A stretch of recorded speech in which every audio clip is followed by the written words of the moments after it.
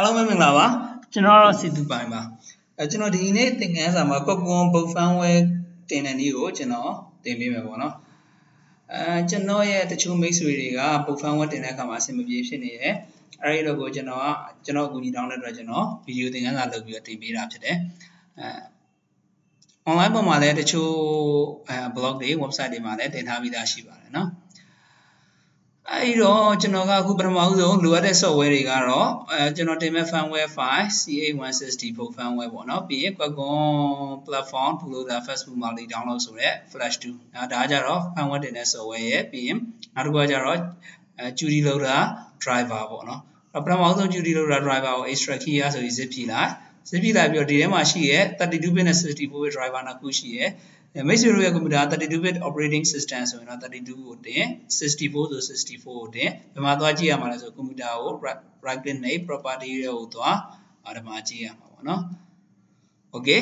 ကျွန်တော်ကွန်ပျူတာ 64-bit ဆိုတော့64ကို run ပြီးတော့တင်ပေးရမှာဖြစ်တယ်ဒါပေမဲ့ကျွန်တော်ကတော့အခုလောလောဆယ် install လုပ်ထားပြီးသားဖြစ်တယ်ဘာလို့လဲဆိုကျွန်တော်Windows 10 64မှာ driver တွေ install လုပ်တဲ့အခါကျရင် driver signature ကို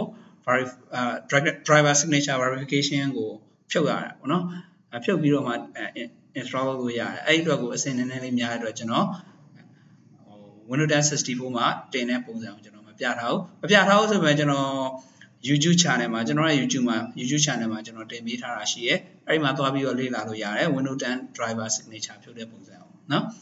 ဘယ် driver ပဲသွင်းမှာမိတ်ဆွေတို့အဆင်ပြေသွားပါလိမ့်မယ်နော် driver သွင်းတဲ့ပုံစံတွေကျွန်တော်ရဲ့ YouTube channel မှာတင်ထားပေးတယ်အဲ့တော့じゃあ32-bit ဆိုတော့32-bit installer setup file ကို install လုပ်ပြီးသွင်းပါ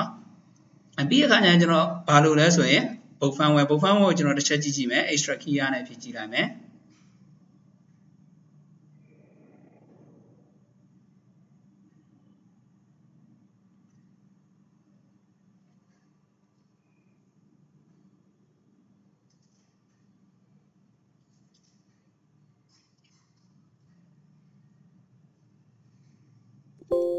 ဖြည့်လိုက်တဲ့အခါမှာ exe ဆိုတဲ့ folder လေးတစ်ခုပဲကြာလိုက်မယ်အဲ့ဒီထဲကိုဝင်ပြီးတော့နော်အဲ့ဒီထဲမှာဒီမှာ05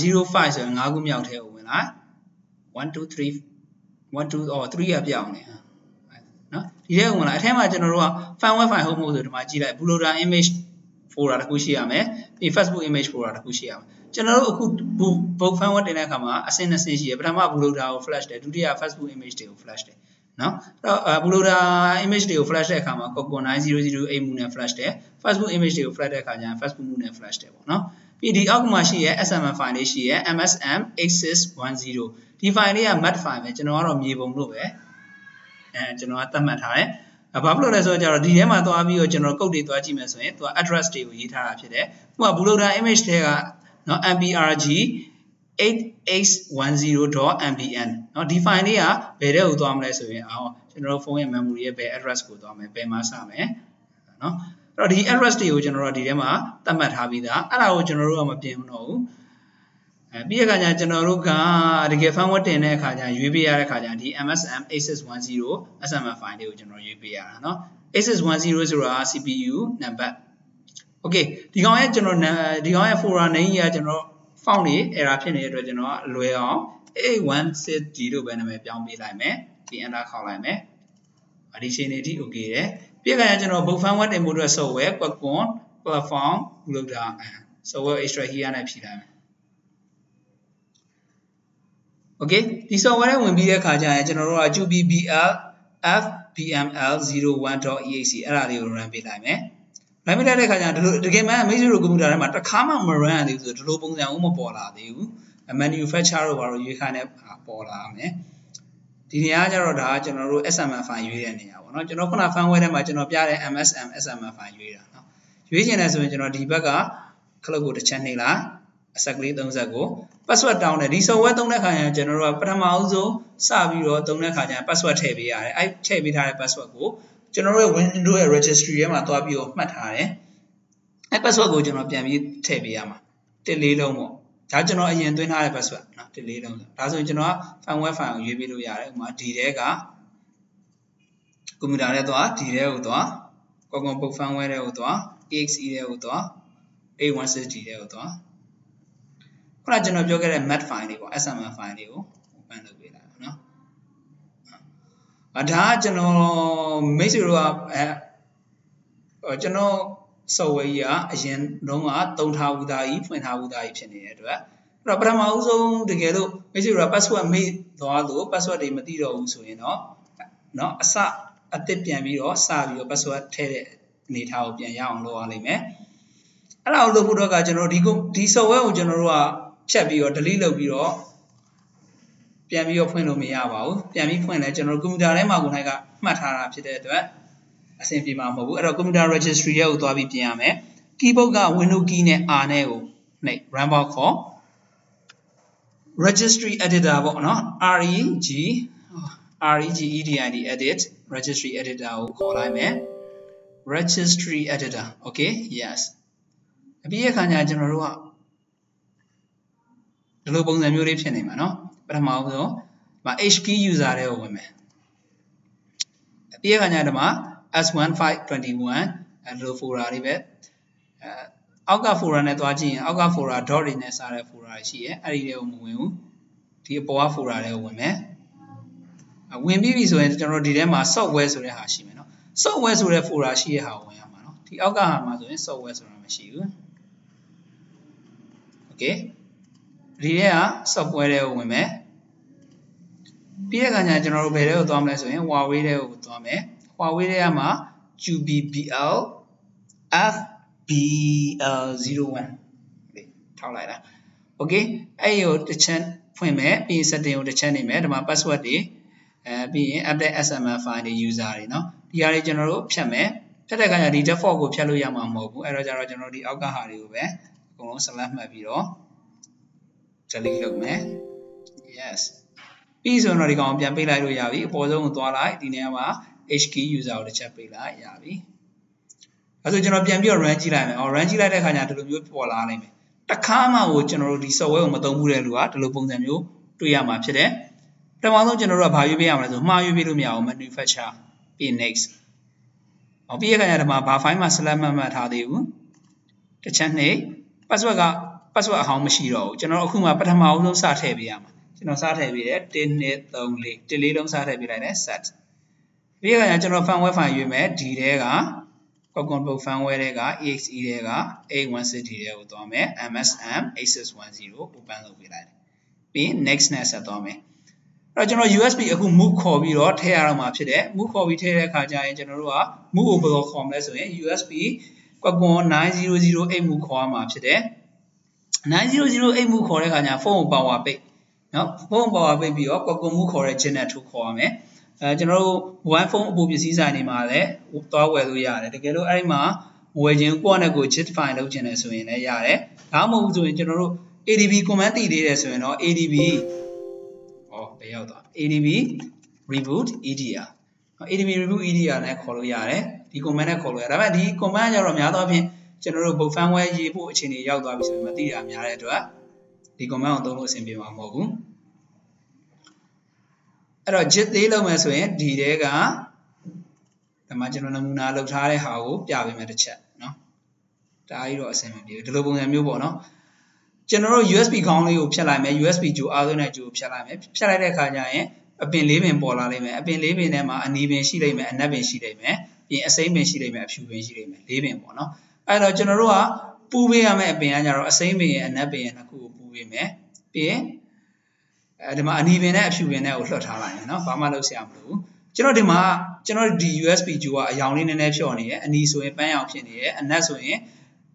မီးခိုးရောင်ဖြစ်နေတယ်အစိမ်းဆိုရင်လည်းအစိမ်းပျော်လေးဖြစ်နေတယ်เนาะအဲ့တော့တခြား USB ခေါင်းတွေမှာတော့အယောင်ရင်းရင်လေးလာနိုင်မယ်အနီရင်းရင်ပြီးရင်အစိမ်းရင်းရင်ပြီးအနက်ဆိုရင်လည်းအနက်ပေါ့ကျွန်တော်အဓိကပူးပေးရမှာအစိမ်းရအနက်ရပူးပေးလိုက်ရင်ရပြီပြီးရင်အဲ့ USB stick ကိုကျွန်တော်တို့ရဲ့ဖုန်းကို power ပိတ် USB stick ထိုး USB stick ထိုးပြီးတော့မှကျွန်တော်တို့က power clock ကိုနှိပ်မယ်5စက္ကန့်ကြာအောင်နှိပ်မယ်5စက္ကန့်အောင်နှိပ်ပြီးပြီဆိုရင်ကျွန်တော်တို့ကကွန်ပျူတာနဲ့ဖုန်းထဲကိုချိန်လိုက်မယ်ကလုံးဆိုပြီးတက်လာမယ် Okay ပထမ Qualcomm XS USB 2G loader 9008 move ပြန်ဖြုတ်လိုက်မယ်ပျောက်သွားပြီเนาะဒီပြန်တက်လိုက်မယ်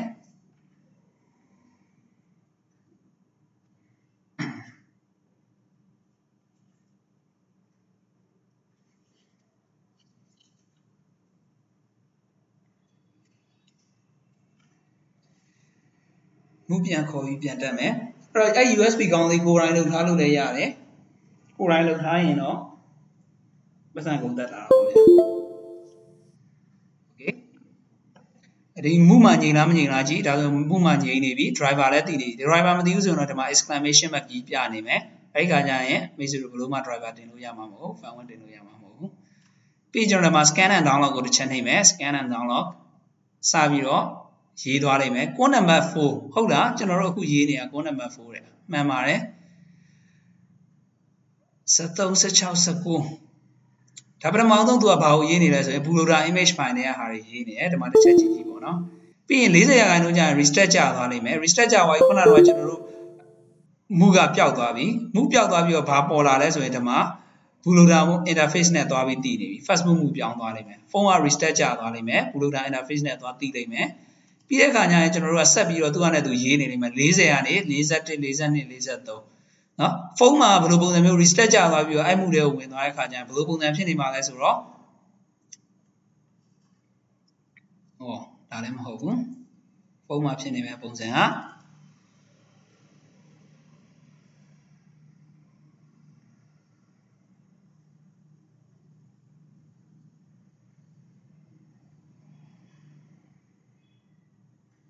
Okay စက္ကန့်နည်းနည်းလေးဟန်နေတာ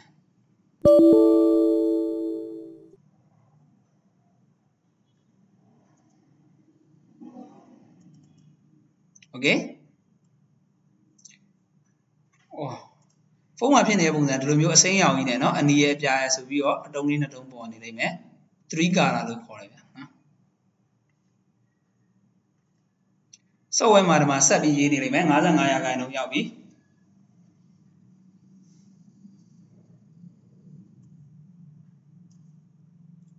driver Buloda interface နဲ့တည်နေလိမ့်မယ် okay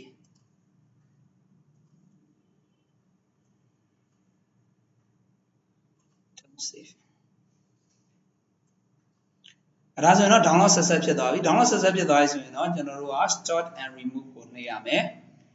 ပြီးရင်ဖုန်းကို USB ကြိုးဖြို power ပြန်ဖွင့်နော် power ပြန်ဖွင့်လိုက်တဲ့အခါကျရင်တန်းသုံးလို့ရအောင်မဟုတ်သေးဘူးကျွန်တော်တို့ရဲ့ဖုန်းရဲ့ပုံစံကဘယ်လိုဖြစ်နေမှာလဲဆိုတော့ဖုန်းမှာ power ဖွင့်လိုက်ရင်ဒီလိုမျိုးကြီးပဲဗျ factory ဆိုပြီးတော့စာတန်းကြီးပေါ်နေလိမ့်မယ်နော်အဲ့ဒါကမိတ်ဆွေတို့ကြိုက်တဲ့ဒီလို firmware နဲ့ပြန်ပြီးတော့တင်လို့ရပါပြီဒီလို firmware နဲ့ပြန်တင်ပြီးတဲ့အခါကျရင်အဆင်ပြေပြေနဲ့ပြန်ပြီးတက်လာနိုင်မယ်နော်ဘယ်နှမာတွေကြိုက်တာမကြိုက်တာတွေမရှိတော့ဘူးအဆင်ပြေသွားနိုင်မယ်အဲ့ဒါကြတော့ဒါကတော့ကျွန်တော်တို့ Qualcomm ဖုန်းတွေမှာ Huawei Qualcomm ဖုန်းတွေမှာပုံ firmware တင်တဲ့ပုံစံဖြစ်ပါတယ်အားလုံးပဲအဆင်ပြေလိမ့်မယ်လို့ထင်ပါတယ် software တွေမရှိဘူးဆိုရင်ကျွန်တော်စီကိုလှမ်းပြီးတော့ Facebook ကနေပဲဖြစ်ဖြစ်ကျွန်တော်ရဲ့ email လိပ်စာကိုလှမ်းပြီးတော့တောင်းနိုင်တယ်ဒါမှမဟုတ်ကျွန်တော် YouTube channel မှာပဲအောက်မှာ comment ပေးပြီးတော့တောင်းနိုင်တယ် online ပေါ်ကနေကိုယ့်အနေကို Google ကနေရှာမယ်ဆိုရင်လည်းတင်ပေးထားတဲ့ link တွေအများကြီးရှိပါတယ်ကျေးဇူးတင်ပါတယ်ကျွန်တော်ဒီလောက်ပါပဲ